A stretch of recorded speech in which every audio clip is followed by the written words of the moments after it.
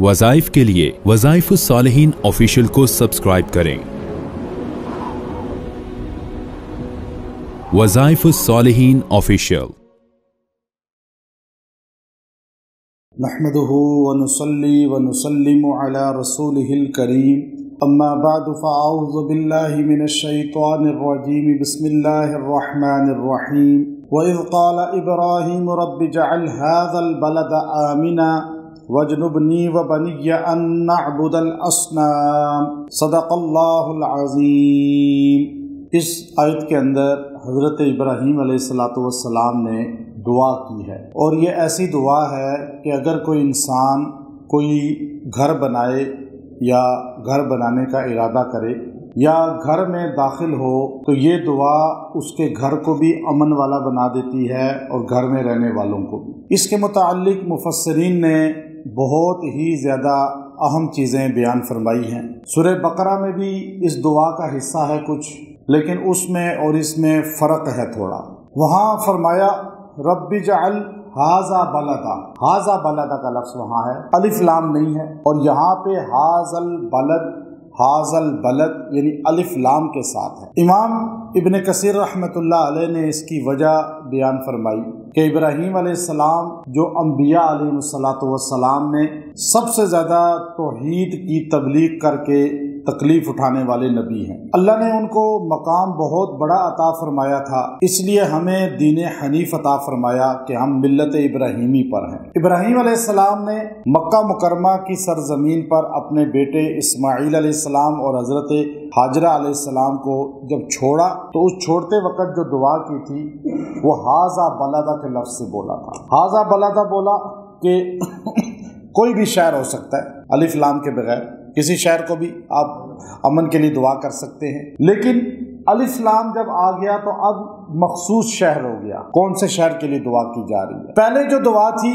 उस वक़्त आबादी नहीं थी, वहाँ पे कोई भी नहीं रहता था, बिल्कुल सुनसान जगह थी। तो उस वजह से आपने दुआ की कि अल्लाह तू अब शहर कहाँ बनेगा मक्के का, इस जगह बनेगा, उस जगह बने जो भी बने आप इसको अमन वाला बना दो। वो आम थी दुआ। लेकिन जब दोबारा आप गए और आपका जो है वहाँ पे बेटा चलना फिरना शुरू हो गया था, फलम्मा बलगा मअस-सअय क़ाल या बुनय्या इन्नी अरा फिल मनाम, तो वहाँ एक कबीला आके आबाद हो गया था और वहाँ पर खैमे लग गए थे और झुग्गियाँ बन गई थी और आबादी हो गई थी थोड़ी सी पानी की वजह से, जमजम की। तो अब आपने जो वहाँ दुआ की वो दुआ ये थी, रब्बी जअल हाज़ल बलदा, हाज़ल बलदा, ऐ अल्लाह इस शहर को अमन वाला बना दे। अब ये खास इस शहर मक्का के लिए दुआ थी। अब कोई आदमी अपने घर के लिए दुआ करता है कि वो अमन वाला हो जाए। अब देखिए मक्का मुकरमा अमन वाला नहीं था, लेकिन दुआए खलील की वजह से अमन वाला हो गया। चूँकि हम मिल्लत इब्राहीमी पर हैं और मुसलमान को आज बहुत कम लोगों को इस चीज़ का इदराक है, मर्द औरतों को, कि हम मिल्लत इब्राहीमी पर हैं। और इब्राहीम अलैहिस्सलातु वस्सलाम का नाम लेने वाले दुनिया में यहूदी भी हैं, नसरानी भी हैं, लेकिन मुसलमान भी हैं लेकिन मा काना इब्राहीम यहूदिया वला नसरानिया वलाकिन काना हनीफम मुस्लिमा। अल्लाह ने साफ कह दिया वो इब्राहीम अलैहिस्सलाम सिर्फ दीन हनीफ के मानने वाले थे। तो अब जो आदमी घर में दफ्तर से जाता है, दुकान से जाता है, घर में झगड़े हैं, लड़ाई झगड़ा है, बेबरकती है, नाइतफाकी है, गुर्बत है, अफलास है, बीमारियां हैं, कोई भी चीज़ है, तो घर में दाखिल होते ही सिर्फ एक बार ये जुमला कह दे, रब्बी जअल हाज़ल बलदा आमिना, रब्बी जअल हाज़ल बलदा आमिना। बस अल्लाह उस घर को अमन वाला बना देगा। बंदा ज़मीन ख़रीदता है, अब घर बनाना शुरू करना है कि बाद में जिन्नात आ जाते हैं घर में, पता चलता है जी घर, चूँकि नबी सल्लल्लाहु अलैहि वसल्लम ने फरमाया नखूसत और बरकत तीन चीज़ों में हो सकती है। एक घर का जिक्र किया, बाज़ घरों में आपको बहुत तरक्की मिलेगी, बाज़ घरों में रहकर आप बिल्कुल डाउन हो जाएंगे। ये अल्लाह का निज़ाम है।